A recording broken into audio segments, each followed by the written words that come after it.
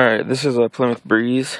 It's a 97, 2.0 liter. There's all my gauges. It's winter out right now. You can see it's snowy. About 35 degrees. Just gonna start it up for you.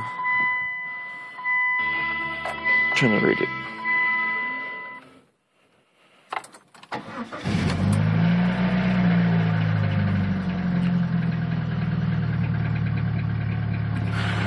Check engine lights on, but I don't know what it's from.